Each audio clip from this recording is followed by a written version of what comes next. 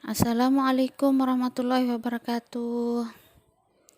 Selamat pagi anak-anak. Gimana keadaan kalian hari ini? Mudahan dalam keadaan sehat walafiat ya. Sekarang kita akan memasuki pelajaran bab 7 yaitu tentang taharah. Sebelum memasuki pelajaran tentang taharah, kita lihat peta konsep dulu ya. Apa saja sih yang dibahas tentang taharah? Di situ ada najis, ada hadas, pembagian najis, pembagian hadas, cara mensucikannya. Nah, kita akan memulai dulu tentang pengertian dari taharah dulu ya. Taharah menurut bahasa artinya suci atau bersih. Sedangkan menurut istilah adalah menyucikan badan, pakaian, serta tempat dari najis dan menyucikan diri dari hadas. Seperti yang dijelaskan dalam firman Allah surah Al-Baqarah ayat 222. A'udzubillahi minasyaitonirrajim. Innallaha yuhibbut tawwabin wa yuhibbul mutatahhirin. Artinya sesungguh Allah menyukai orang yang bertaubat dan menyukai orang yang menyucikan diri. Kita akan masuk ke antara materi yang pertama itu tentang hadas. Ini ya, hadas dan cara mensucikannya. Hadas itu apa? Hadas adalah suatu kondisi di mana seseorang dalam keadaan tidak suci menurut ketentuan syarak, tata aturan atau hukum Islam. Hadas dibagi menjadi dua macam, yaitu ada hadas kecil dan ada hadas besar. Hadas yang pertama itu hadas kecil. Hadas kecil merupakan hadas yang disebabkan oleh hal-hal tertentu. Hal-hal berikut, yaitu keluarnya sesuatu dari dubur, anus, dan kubul atau kemaluan. Menyentuh dubur dan kubul dengan telapak tangan, hilang akalnya karena tidur, epilepsi, gila, dan mabuk. Kemudian terakhir bersentuhan antara kulit perempuan dan laki-laki yang bukan muhrim. Cara mensucikannya bagaimana? Cara mensucikannya dengan berwudu atau bertayamum apabila tidak ada air. Yang kedua itu hadas besar. Hadas besar adalah kondisi hukum di mana seseorang yang sedang dalam keadaan janabah.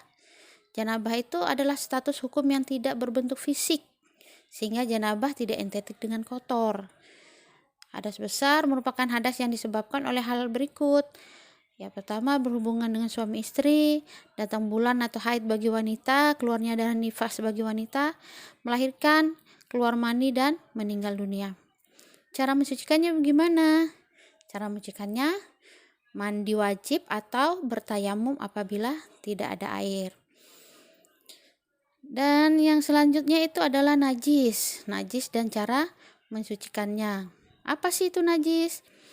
Najis adalah suatu benda kotor yang menyebabkan seseorang tidak suci.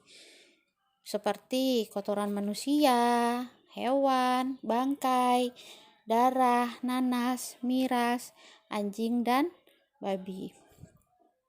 Najis itu dibagi menjadi 3 macam. Yang pertama najis mukhaffafah atau najis ringan. Yang kedua najis mutawasitah atau sedang. Yang ketiga ada najis mughalazah atau najis berat. Kita akan bahas dulu tentang najis mukhaffafah atau najis ringan. Merupakan najis yang tergolong ringan. Contohnya air kencing bayi laki-laki yang usianya belum mencapai 2 tahun dan belum makan atau minum kecuali ASI. Gimana cara mensucikannya? Cukup dipercikan air yang suci pada tempat yang terkena najis. Yang kedua itu najis mutawasitah. Najis mutawasitah adalah najis yang tergolong sedang. Kebanyakan najis yang tergolong dalam jenis najis mutawasitah itu seperti darah, nanah, kotoran manusia, kotoran binatang, muntah-muntahan, bangkai, dan minuman yang memabukkan. Najis ini dibagi menjadi dua yaitu najis ainiyah dan najis hukmiyah. Najis mutawasitah ainiyah itu najis yang dapat diketahui dengan indera, maksudnya dapat dilihat seperti warna, bentuknya, baunya, atau rasanya. Cara mensucikannya gimana? Itu dicuci dengan air yang mengalir sampai hilang warnanya, bentuknya, baunya, dan rasanya. Yang kedua, najis mutawasitah hukmiyah, yaitu najis yang tidak dapat diketahui dengan indera seperti warna, bentuknya, baunya, atau rasanya. Namun kita yakin najis tersebut ada, seperti percikan air kencing pada celana yang sudah kering.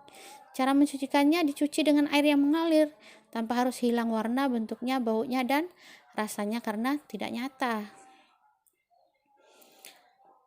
Kemudian najis yang ketiga, najis mughalazah. Najis mughalazah adalah najis yang tergolong berat, yaitu najis yang bersumber dari anjing dan babi, baik jilatannya, air kencingnya, kotoran, daging, tulang, darah, maupun bangkainya. Cara mensucikannya, dicuci dengan air yang suci sebanyak 7 kali, dan salah satunya harus dicampur tanah atau debu yang suci. Apa sih bedanya hadas dengan najis? Nah, kita akan bedakan itu hadas dengan najis. Hadas, kalau hadas itu berupa perbuatan atau tindakan, sedangkan najis berupa benda di luar tubuh kita. Contohnya kalau hadas, buang air kecil, buang angin, buang air besar, menyentuh kemaluan atau dubur, tidur mengeluarkan darah haid, datang bulan, dan nifas. Sedangkan najis itu contohnya air kencing, nanah, darah, termasuk darah haid, kotoran kucing, bangkai, dan sebagainya. Kalau hadas pembagiannya itu ada 2, ada hadas besar dan hadas kecil. Sedangkan bedanya kalau najis pembagiannya ada 3, ada najis mukhafafah, mutawasitah, dan mughalazah. Cara mensucikannya, kalau hadas, cara mensucikan ada 3 cara. Yang pertama berwudu, kedua mandi wajib, yang ketiga tayamum. Sedangkan najis, cara mencucikannya dicuci dan dibersihkan sesuai tingkatan najisnya tadi. Demikianlah materi kita tentang bab taharah. Semoga apa yang Ibu sampaikan tadi bisa dimengerti dan menambah ilmu pengetahuan kalian ya anak-anak. Ibu akhiri. Assalamualaikum warahmatullahi wabarakatuh.